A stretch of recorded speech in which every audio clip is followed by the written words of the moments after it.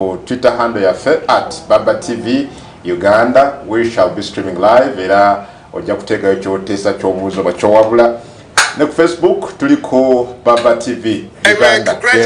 Era ojja kubeera ng'otulabira ddala abulungi. Okkiriza Mwami Alex Waiswa Mufumbiro akulamuseeko tubeere nga tandikirawo. Sobuza kwana.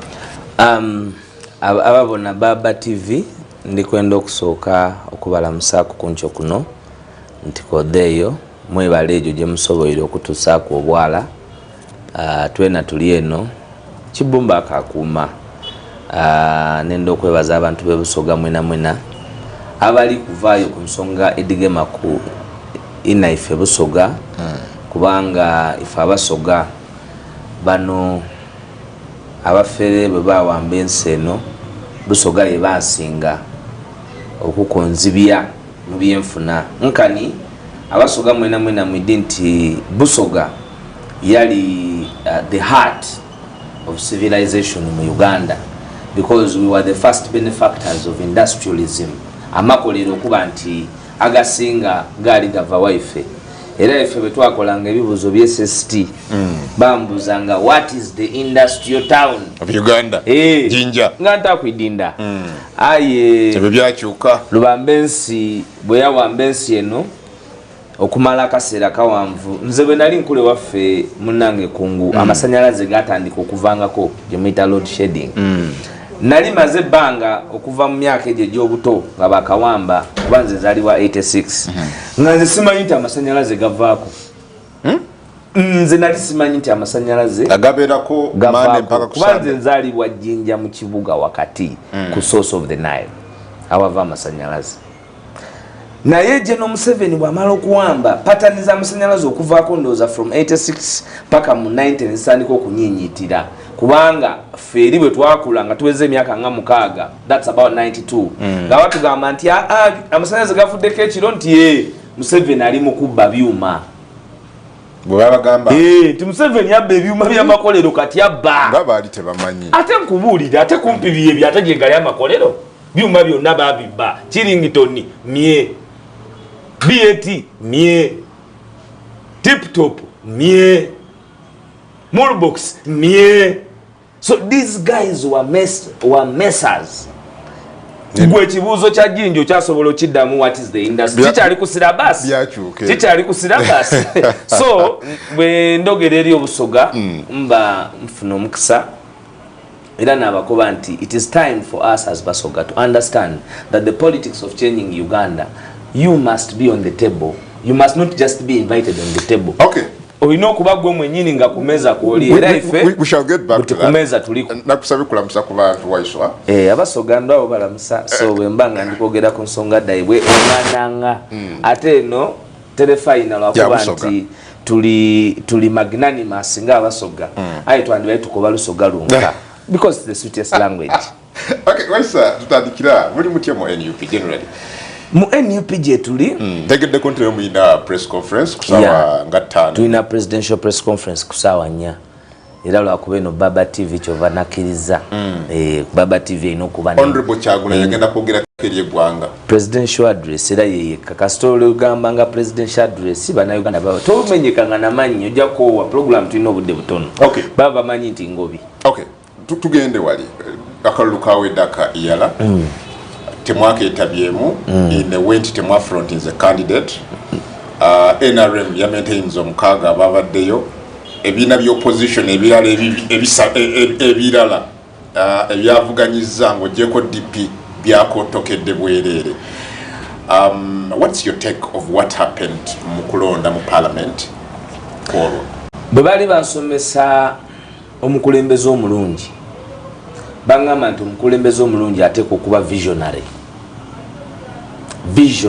ateeka okuba nga asobola okulaba ewala era njagala okwebaza His Excellency Robert Kyagulanyi Ssentamu nti olwaleero okusalibwawo kwa National Unity Platform ku nsonga za EALA tuli vindicated bintu bingi NUP byekola netuwanga omusango tugenda gusitulira ebbanga paka nga ansi ezo zimaze okuddizibwamu oluvannyuma lw'ebibuuzo bye tuba tutaddewo ebimu biruddewo okuddibwamu naye Katonda ali abadde atukoze bulungi nti ebimu obudde bubiridde for example cha East Africa twali tasked lwaki tetuli mu East African campaign twali tasked lwaki tusazeewo nti n'ababaka baffe okutereeza tetwa participate nze bu participate nze tetwaleta candidate naye n'ababaka baffe tebalonze not all, at least I know some. No kungu kungu you should not be like others. Tewaliwo MP wa National Unity Platform yagenze ku record ya answered ng'alonze. Honorable Waiswa, yes, I have talked to some members of parliament, yes, of NUP. Yes, some of them, in fact, some of them opposed your decision as a party. No. The decision can be opposed. This discussion was enumerated. We had dissenters, we had assenters. Okay? Twabadde n'abagamba tetuparticipating. Ne tuba n'abagamba tetuparticipating. Nga bwe twalina n'abali bagala okwesimbawo. Tekikoma ku balonzi. Nga bwe twalina n'abali bagala okola ki? So Temafront is a candidate, no kulonda Temafront. Because parliament sat, caucus yatula, echo chimanyi, ne bagamba nti they should maintain the position of the secretariat. The position does not work in isolation with our political class. Chetukola chichino. We have institutions in the National Unity Platform, and these institutions are working institutions. We have responsibilities disseminated. Kubanga fewafe kyagulanyi kyakiririzamu era ekigenda okubeera obukulembeze bwa Uganda kyetuyita devolution of power. Devolution of power. Every institution that you're developing as a bigger entity must have an opportunity to grow, to breathe and to blossom. So why didn't you participate? So we did not participate because this was Satan. This was Satan. No, members of parliament were voting for Uganda's representatives in the East African Legislative Assembly. They were voting babadde balonda abagendo chikirira Museveni. Mulekere okufuula ebintu by'omuntu omu ebya Uganda. Museveni tatula mu parliament eri. Partner states tokera ku Uganda, Kenya, Tanzania. They are the country's representatives in the East African Legislative Assembly. Nakugamba kungu nti wano mu Uganda tewali representing abana Uganda. Kasita baba nga bali sanctioned by General Museveni. Baba ba representing interests z'oyo omuntu omu jajja. Okay? But yeah, gwe kikyolabe kiri emyaka gye tubaddewo from 2010 paka kati. What are your benefits of the East African Legislative Assembly? Let me tell you, my brother. Bwova wane Kampala, mu Kampala wano mu kibuga, njagala leero bwovaawo ofno owa Baba TV. Agende mu kibuga alabe kye tuyita forex exchange.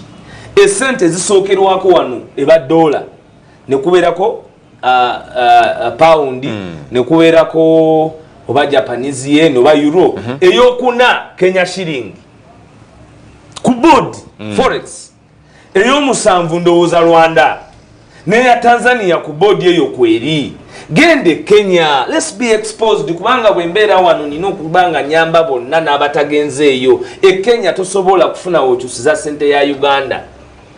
Rwanda toyina okyusiza sente ya Uganda kuva mu za Uganda eddemu ya Rwanda.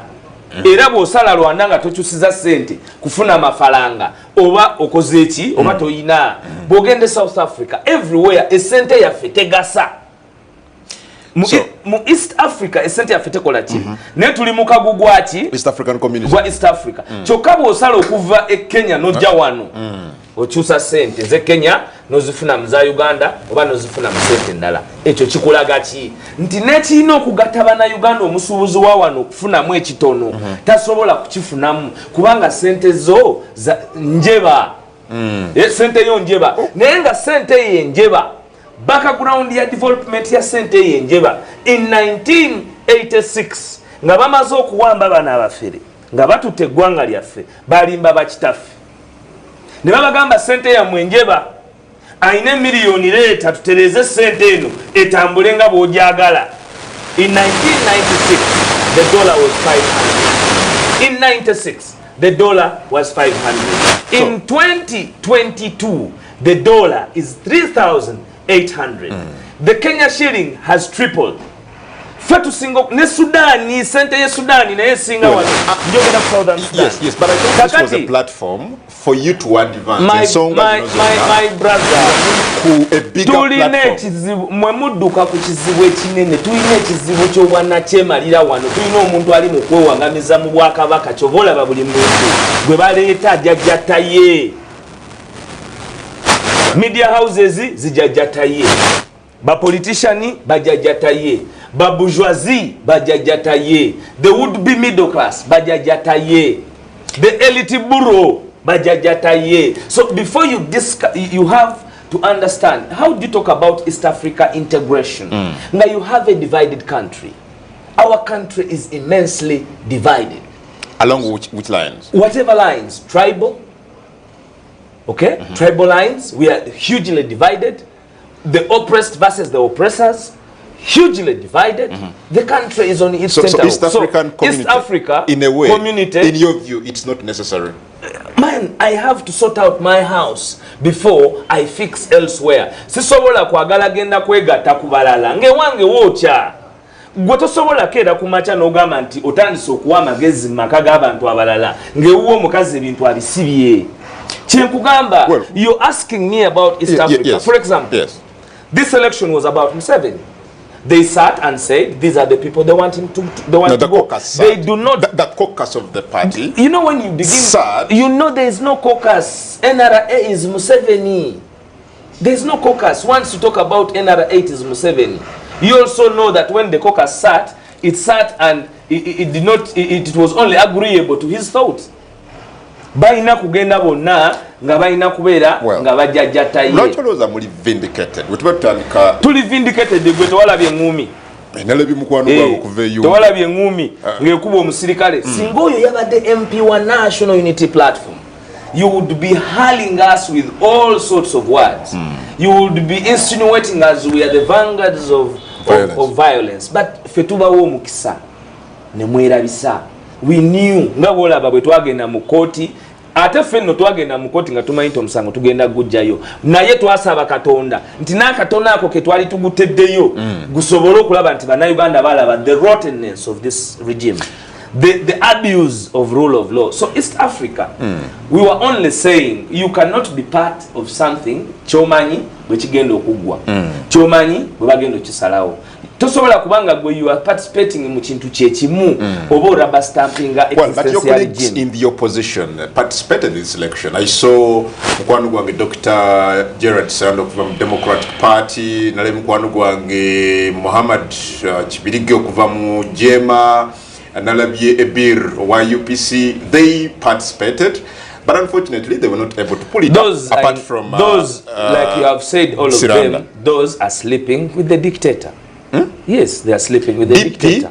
FDC. They yes, because they participated. Kaija from FDC participated, and his participation was sanctioned and supported by the party. Kaija, I don't want to speak about Kaija because Kaija, Secretary General, Deputy Secretary General FDC, bali babaddeko mu kalukano ne bakazira akaluka 2016 akakaluka 2011 FDC ya zero kagendamu era nalabye aba FDC nga bagamba nti fe twabakoze obubi. But let's begin to be honest. In 2011 you refused to participate in this election naye nga ate mwe mwete musana kutugamba kintu kyonna because 10 years ago mwali mwinayo ba MP ne muganda mu 2011 because the ground was unfair. And if we can't play and maintain such a ground that you created the precedent of, we are only standing firm to what is right. These other parties that you're talking about, you betrayed FDC okusinzira ku bo. They wished you were there. Your interpretation yagiwadde sagala na kumuddamu naye nze kyenyinza omugamba nti fe were only 57. Even if we got the 57 and added to Kaija, this is sagala tulimbe bantu. This is a playbook of General Museveni. Temwetaba ku kintu bagamba anazina takola ki takumba wano tewabaddewo kuzina kwonna wabaddewo kukumba. So EALA gigendamu eyo si contradiction ku side yammwe bwe twali tuyingira akaluka 2021 FDC yagamba tetujja Dr. Besigya to be specific yagamba sijja kwetaba mu kalukano kubanga atuba stampinga wishes za President Museveni. It's not free and fair. Mwenga NUP through Honorable Robert Kyagulanyi Ssentamu ne mugamba we need to participate in the election, and indeed you did. If this kulu bagante tujja nti mmwe abakoze bubi inewe tulowooza nti bayina ensonga. Omanyi mmwe mwagala nnyo okutukubaganyisa ne baganda baffe. Gwe tomanyi nti FDC mwaka akalu yalimu. But I'm talking about Dr. Kizza Besigye, one of the key members of the party. Dr. Besigye, CFDC. No, but he's one of the respected members of FDC my friend, who participated 4 times in the election. That is why we are going to help this country and rebuild it. You people are building individuals. Our generation is building institutions. Tuli mukuzimba institutions zino building our individuals. It was a position of the FDC to have a candidate in the last election, and they had that candidate. Who they had, that was not our business. Okay? And I can tell you, even Dr. Besigye participated in the election. He voted, number 1. Number 2, he went to Hoima and canvassed votes for his leader. Okay. So, it is not true even that they suggested that we boycott the elections. Nobody, I want to put this on record, nobody has ever suggested to the National Unity Platform, alive or dead, in Uganda or abroad, that we should abscond, that we should not participate in election. That meeting has never happened anywhere in the world, as far as I know. Do you feel betrayed with other opposition political parties that participated in the EALA elections? We are living in Uganda. We are living in Uganda, Congo. Nze nsubira ebintu bingi nnyo ebigenda okwolebwa okusinga gwe nekubye wakalaba. No, if this was there, you were not there. Jema was there. What do you make of? How do you feel about that? We agreed about this, and we allowed them to participate. We had a meeting of the opposition of parliament, led by the Honorable Mathias Mpuga. We called all in terms of consensus and appreciation of the law. Netuyitabo na Chief Whip wa FDC, Chief Whip wa DP, Chief Whip wa NUP, and they sat in a meeting. And they agreed to stick by their party positions. Their party positions varied. Ours was clear. We said, we cannot participate in an election which is not fair. Otwala abantu mukaga. Ekisanja kiri watwala abantu mukaga. Nga NRA, nga Museveni, watwala abantu mukaga. Ne waina ababaka ba parliament. Abali less ne boyina olwaleero. Leero inawo play ompya. Alesi ababaka ba parliament. 5 abapya okumaintaininga status quo naye gwe otugamba nti era tebasaanidde kutwala twali tetuyinza kwetaba mu mazina ga star kanyo kumazi nze Adam Komutava.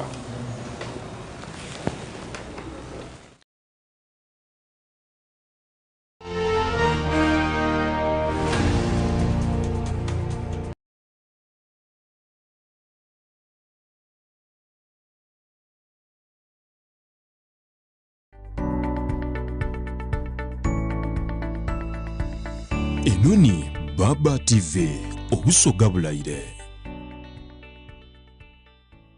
It's that time of the year again to buy Azam TV and get 4 months of free subscription. Enjoy Messi, Mbappe in French League 1, Carabao Cup, Nat Geo Wild, Baby TV, CNN, Al Jazeera and all the local channels on Azam Pure at 13,000 shillings.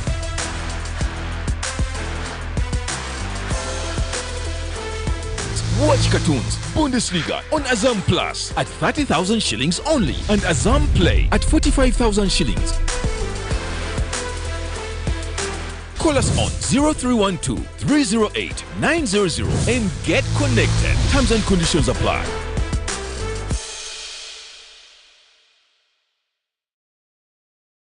Serena nenda nkutwale kumuchikudu kebugembe abanakera mwidana kunine noni awe bugembe kenzo yesunze ngwaida kupera kulembere kisinde swengera moti ni maliachi bakobeti musula mu byebwiko nabendi abasoga bona nabakadongo kamubeida ko nange kaserena nzize n'obuwala obuyimbi namirembe kashiba kagenda kubayo ne chifaya baby no agikiriyeyo Gucci kafuwa tufuyira oluwa Spice Diana takuba na luta Saifa jawazinga gawile musoga Independence Day kumutwala omulala gwonka gabiwagibwa Equity Bank Nika stabili nyamusanvu okumirenda gile ofuke memba wa Equity Bank Pepsi for the love of it Now special Sounds Food Industries Ufanisuko Rose for mattresses okusinga juni Yatekeke wasano Ngobajo clear process No wajawazinga wa musoga Gukomyewo Oluvanyuma lw'emyaka ebiri omwoleso gw'abannamakolero mu Uganda gukomyewo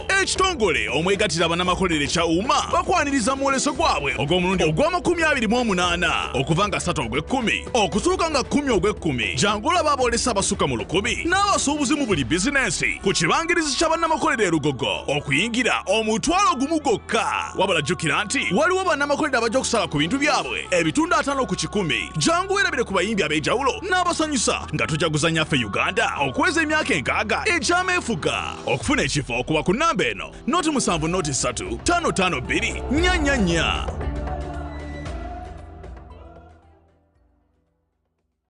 eno ye sawa eyokumenya rekodi ezasooka nga tuzimenyawo naani omwana mulenzi mukwano gw'abakyalo ow'ennyondo Evans Gawesi the hammer eno konsati gyaleese emenyawo zonna ezaali zibaddewo another lover bikalubye Good Freedom City Saturday 29 October shingo mtwalo kumu VIP mtwalo 3 emeze y'abatano yakakadde kamu Sunday nga 3 Maria Flema Saka Friday nga 4 November Nana Gardens Rukaya Saturday 5 November Emitiana ku Gombola Sunday 6 November Emukono ku Summer Gardens Olo ku Friday nga 11 November First Hotel Matuga Saturday 12 November Ajip Motel Mbarara Olo ku Sunday nga 13 November Ibanda mu Paka Wonna shillings mtwalo gumu abayimbi bonna bamuwerekeddeko ba comedians ne ba TikTokers Olo ku 7 za konkone Ndongo luimba kulimba Mwito wana buraktis Butukutuku Be Forester Be Outback Ebyane bisala wa mangu bichebukati Nebitegekebwa Habitex Promotion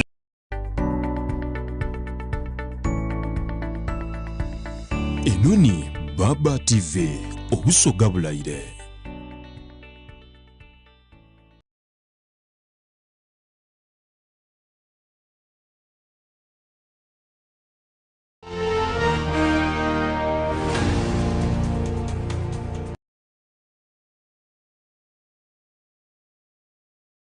Welcome back, Adam Kungu, Gange program, Gange Extra Kwetuli, the Chika, Evulavili Mwenda Zoka, Okweli Sawa, Enya, Ezencha Unako Waliro, so we'll trigger a tapo, Mpeleza message, Kuziro Musanv Tano, Mkaga, 0 Emubiri Tano 05, Nina Mwami Alex Waiswa Mufumbiro, Myuka Mugezu Wachibina, Isingo Bunene Kuruda, Oluvuganya Government, Echa National Unity Platform, nga mfune ndowooza ku bintu ebyenjawulo ebigenda maaso mu ggwanga. Ku Facebook tuli ku Baba Television Uganda, share, follow, comment, anja kuyita muzimu ku messages zogenda okubeera ng'otadde. Ogenda ku Twitter @BabaTV Uganda @Adam Kungu era ojja kubanga otulaba tugoberere ategeeza ne muno gye tuli. Paul Mwami Waiswa nga tuva ku nsonga eyo. I've had some Ugandans abagamba nti naye bwe muba nga mugenda ku boycottinga literally buli kimu mwe kyemulowooza nti kirimu omukono gwa president oba kikolera it works in the favor of the president. Yes, as long as you think that it serves the interests of the president, therefore you will not participate. Munajja wa platform okugusa ensonga ze mwagala okubeera nga mugusa. Ffe tetunoonya platform kati siri wano. We are doing what is right.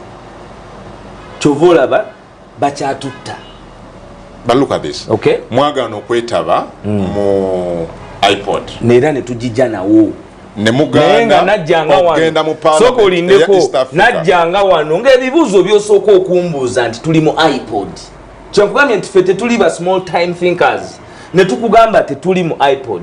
Abali mu iPod bwe balemerako okutusiga ekifaananyi tuli mu iPod kati balwana nayo kuba twagijjeewo. Mwagijjeewo. Hey. They packed their bags and they packed them because we asked them. And you're happy about that? Extremely happy. That the platform you have extremely as excited political parties to sit to dialogue and dialogue about the management of your politics and the country. Yavuddewo. Tosobola dialoguing understand. Oli mulokole. Ffe tuli balokole ba myoyo.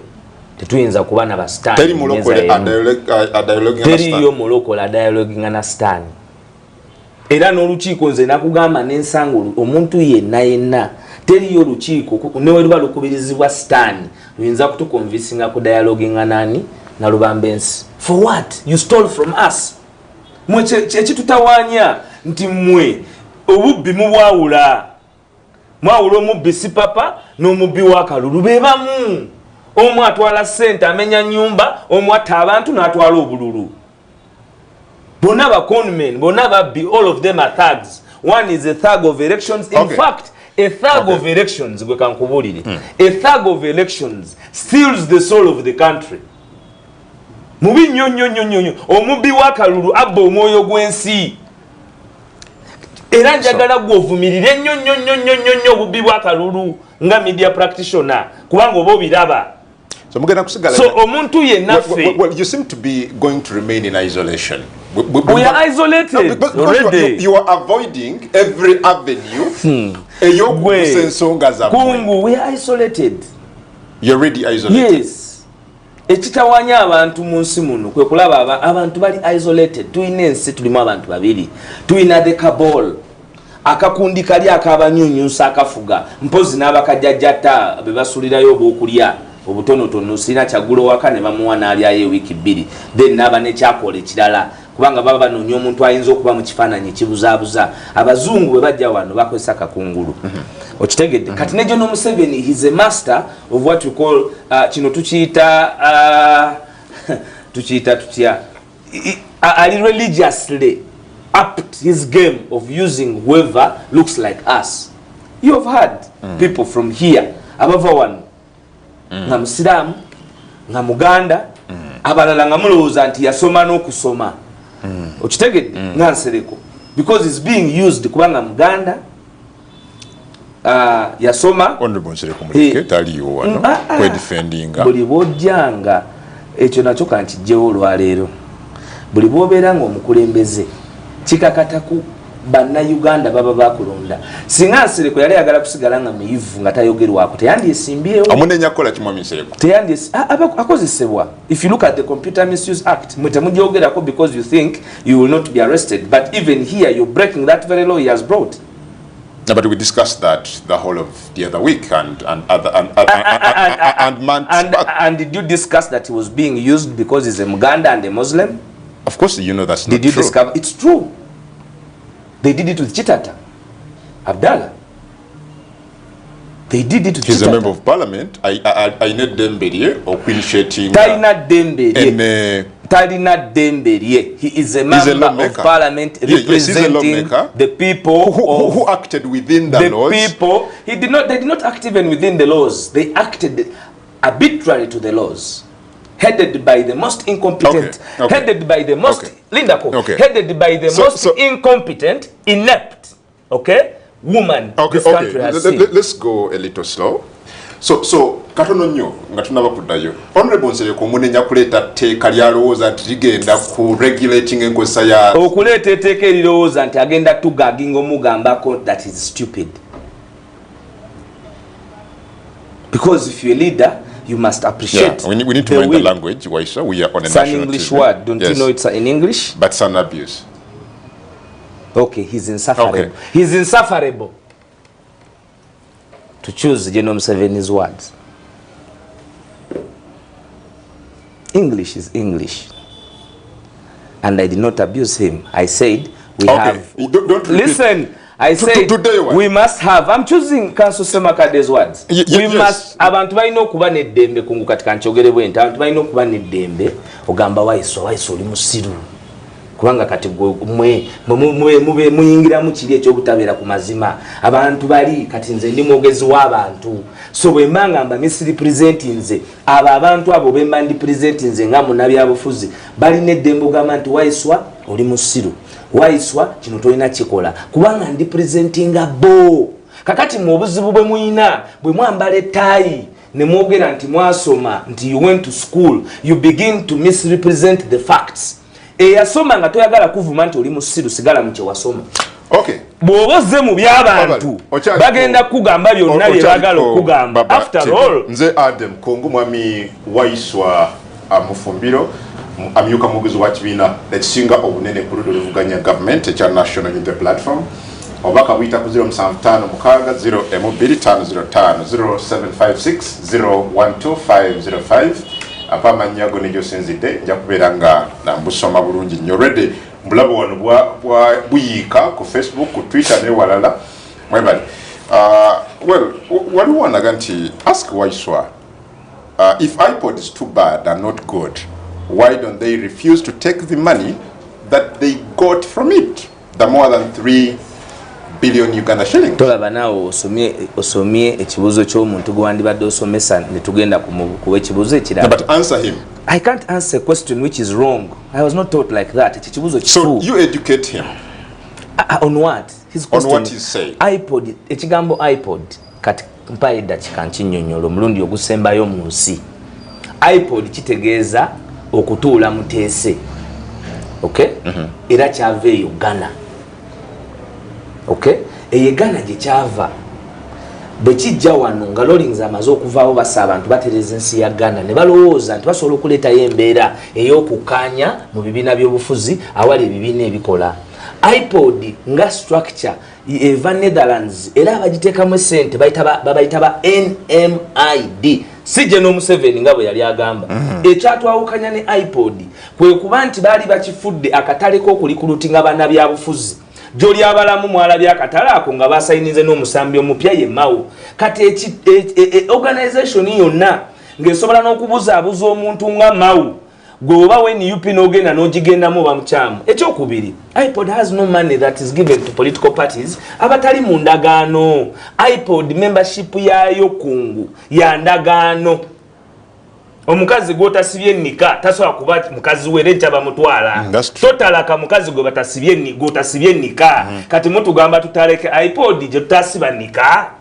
Sina ndagaano na iPod. Simanyi iPod. Kyenkugamba sina nika na iPod kyova olaba nkeera kumacha ne nkugamba ondoka. Tunazimia iPod kwanga tetulimu. Era ensonga yatute iPod. Njagala kino ekibuuzo abantu bakimanye. Lwakubanga ffe abalina okuyimirizaawo iPod twagaano kubeera muki mundagaano ne iPod. Ne bannaffe aba FBC ne batuyamba nabo ne bagamba naffe endagaano tetugizaaki bujja. Therefore wabadde tewakyaliwo kyetaagisa iPod kusigala wano nga ffe tetuteesa na mubbi kuba iPod yeteekawo platform nti oli bwakubba muteese nga tuteesa ku ki? Obulumi bw'oyitamu okubba ettaayi yo bwe bulumi bw'olina okuyitamu okubba emmotoka yo bwe bulumi bw'olina okuyitamu okubba akaluluko. Don't differentiate crime. Oh. Okay, akitegedde omuzemu njagala kutwala ku nsonga endala muganda wange yabuuza ekibuuzo mbaka akwanukudde. Honorable Kyagulanyi yavuddeyo oba yavaayo the other day n'ayogera ku nsonga ya pipeline ey'amafuta nalabye nga asupportinga decision eya parliament ya Bulaaya mwami Museveni n'avaayo n'ayogera byayogedde. But nalabye omukungu wa EU mu mukago wa East African Community ne Tanzania ngagamba that decision is not binding. Uganda ne Tanzania bayina eddembe ogenda maaso n'enteekateeka eno. I don't know. What do you think of the direction this discussion is taking? The disadvantage we have in Uganda is that we have so many people who are useless. Others are ministers. They don't even understand to explain the little things that we must explain. What did we do? Amafuta ga Uganda tegalabiddwa General Museveni. Galabwa dda. Abazungu bwe bali bajja mu Africa. Buli muzungu abali batumiddwa, it was their policy. Batambulanga ne ba archaeologists, batambulanga ne ba geologists, batambulanga n'abantu abalina okugenda bazuule ebintu ebyo ebyali mu Africa in terms of mineral resources. Bwe bajja mu Uganda kye basooka okuzuula yali copper. Kyova olaba ba Indian Kuli bazimba railway line okuva ku border paka Kasese kubanga bamanya nti balina ekyamaguzi kye bagenda okutambuza in terms of infrastructure development ne ba constructinga that railway line. Okay? because they knew Uganda as a landlord country, this is how they could easily work it out up to Chilembe mines. Now, amafuta galiwo. Ne amafuta gaffe gano ganjawulo. Amafuta gaffe gano gali extremely thick. Gali ng'obuugi. Kitegeeza okugatambuza okugajje awantu wonna method yogatambuza tefaanana nga amafuta ebagatambuza ag'Eribia. Therefore ogenda kukozesa pipe gy'ogenda okukozesa egenda kubeera heated pipe okusobola okutambuza fluids ziri. Pipe eno egenda kuyita ku showers za Lake Victoria. Pipe eno egenda kuyita mu Maction mu Queen Elizabeth National Park. Okay? Park eno egenda yita ne mu parks endala. Number 1. Number 2, amafuta gano gwagayina bw'ogakozesa kati n'otandika okugafunamu. Kiki oyinza okugakozesa okuyamba bannansi? Kwasigago Gagwanga. Kuba oli yagala nti mafuta gange. My oil. Kakati gwe bwe watugamba nti tizi your oil. Your oil titumuyinako obuvunaanyizibwa. Naye agaffe agaba Uganda tugalinako ki obuvunaanyizibwa. Tulina okukanya butya bwe tugafuna. Tulina okukanya butya bwe tugatambuza. Tulina okukanya biki bye gagenda tukoleramu.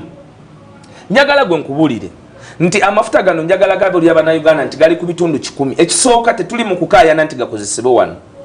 NUPC kyekaayana. Tuli mu kukaayana ne be baagaguza nti temugula amafuta gaffe. Kubanga amafuta gano ani yaguza abazungu? Getwogerako ye Kyagulanyi. Kyagulanyi yagenda mu Tote France. Kyagulanyi tagendangako France. Museveni Yoweri Kaguta ne tiimu ye be bagenda mu Europe ne bafuna abagenda okugula amafuta ga Uganda ekibuloka. Mu kibuloka ekyo Uganda inamu 8%. Tanzania tusingamu inamu 15%. Total energy. Total inankaga mu 2%. Kakati banaye Uganda ne mu kutegeera okutono. Kyagulanyi abamu kyamugamba nti endagaano zino tuddemu tuzitunulemu owa my oil tatunda awa oil.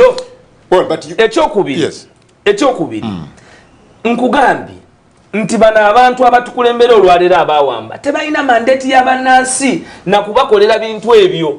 Batya ebibaddewo bye tuyina bibadde managed bitya. Nkunyumiriza gold nebirala. Nkunyumiriza Jinja Katonda abadde ngeyanziseeko.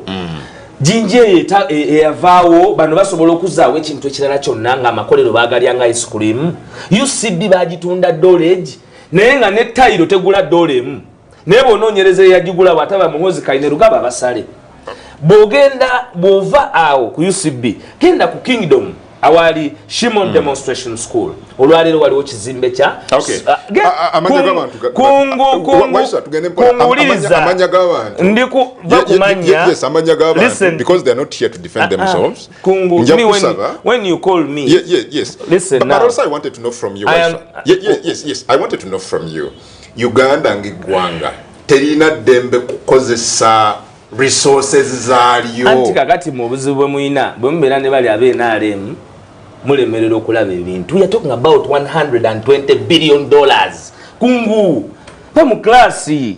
No, but you see, Kungu, but this is a country. Don't make arguments. This is a sovereign state. Now listen, and I'm asking from you. Listen to Uganda as a country, isn't it within its right Uganda to decide about its energy and development policies? Uganda has to decide its energy and development policy, but Uganda does not live in isolation with the global statute, my brother. We have ratified statute that are in the world, okay? That is why Europe can ask us not to do something, because we are members of different statutes. We are members of the environmental statute. We are members of the climate statute. We are members, we are signatories to the Rome statute. The Rome statute is not African statute.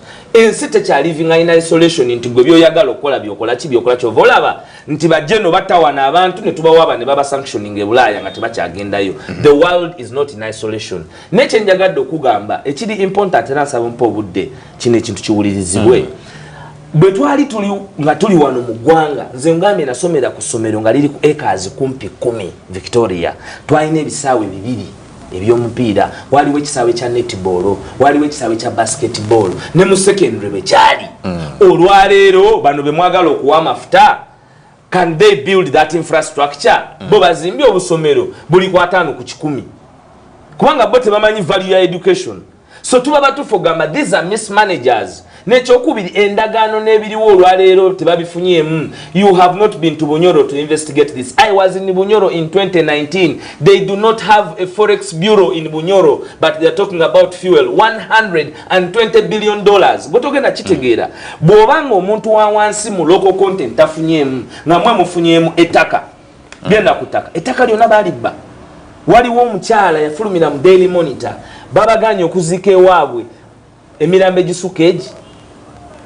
Kubanga waliwo omugagga yatwalawo ki ettaka amafuta bagamba gagenda okuyita. So ekintu kya oil pipeline ekyajjajja obutasima mafuta ekisooka tegavunda. We are only saying we need to do it right. Who is saying that truth? And secondly, look at this. Who is saying the truth? Kubanga nalaba local companies who are known these other foreign companies, Total Energies n'abalala nga bakkiriziganya ne position ya government nti abantu bonna bali compensated n'ebirala. But European Parliament are debunking these claims by the government and other local companies. Who should we trust? Baba banoonya government okulimba mu nsi yonna eya General Museveni yesooka obulimba then neryoka eyigiriza government endala zonna okulimba. Bw'oba onoonya abantu abasinga okulimba nga bali mu government eya General Museveni yesooka okuba nga yeyina omudaali gw'okulimba mu nsi yonna neryoka ewaako okulimba kuliwa kwennyini kw'oyogeddeko ombuuziza ani alimba kati nenkubulira the bigger picture kubanga ffe Busoga batugamba okola oluguudo lw'Ebudondo okuva mu 2001 mpaka katani mulimba. Well, but tulabye Western countries nga zikola report ezenjawulo eziri contrary to what the local government kungu abayigiriza abantu bategeere amafuta gano togera ku $120 billion. Ne company ya Total ebeeyina okuba ne banka ezigenda okolagana nayo ziba banka 3. Waliwo gye bayita insurance bank, waliwo reinsurance bank, then wabeerawo ne service bank. Kati banks zino zonna this money we are talking about zirina okubeerako n'obukwakulizo. Walina okubeerawo environmental assessment mu partnership eno. Walina okubeerawo okubanga abantu b'ensi eyo tebatulugunyizibwa. Kuba General Museveni era bw'afuna amafuta ate ayinza okutufuga paka ku 10. Kyova olaba luli olukiiko lwe nagambye abantu nti amafuta kajja simwa mu $4 billion. Mwagala gasimye biliana abatoto be bagambye kateranze not 2025 25 ngani otajagala bako jajja poza wangalenga kankubuze ekibuzo Waiswa, just for clarity, as a party are you behind ekibinja ky'abana Uganda never environmentalists abalala abamaze akaseera nga beekalakasiza mu Bulaaya against this project? Kankubulire, are you behind it? Kankubulire mu 20 Patricia Sewungu Kato Hudu Ndiganda Nikati Jenny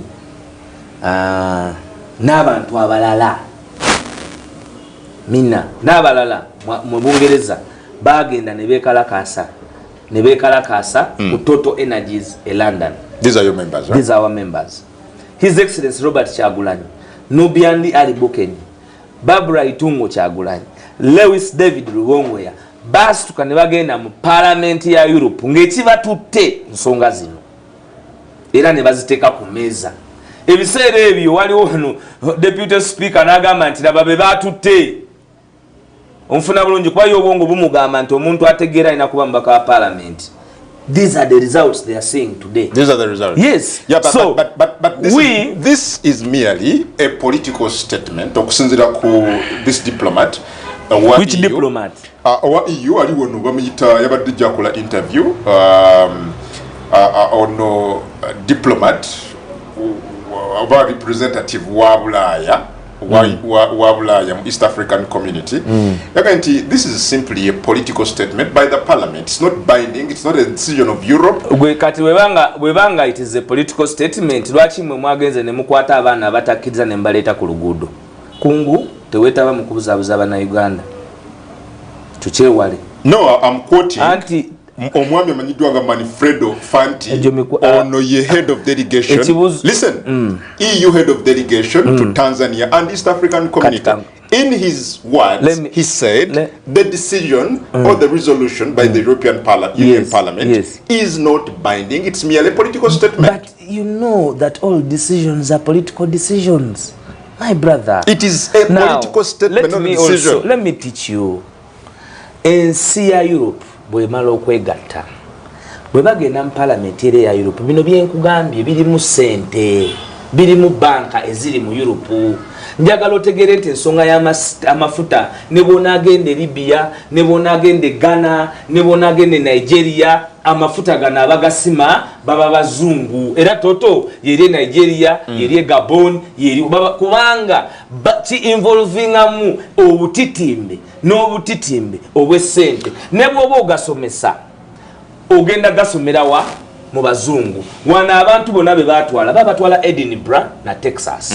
Kakati kyengezaako kugamba banka ezifundinga zi Starbucks zi National Bank zani ez'abazungu going through assessments. Kankubulireyo Eldman ono simanyi Eldman bebakulira PR ya Starbucks bagana okubeera party to this contract kubanga their public relations in terms of environmental assessment yalitekulwa singa abazungu bagana okufundinga project tewali afiirwa ate gavuddewo gafudde mumulinga abagamba nti kati getulina okufuna kati General Museveni ye babbe Uganda efiirwa uliri ate etyanga biri mu Uganda gavuddewo chogamba emyaka ana. No, but the area we exploit. Yes, now the last 40 years we have not drilled that oil. Are we dead?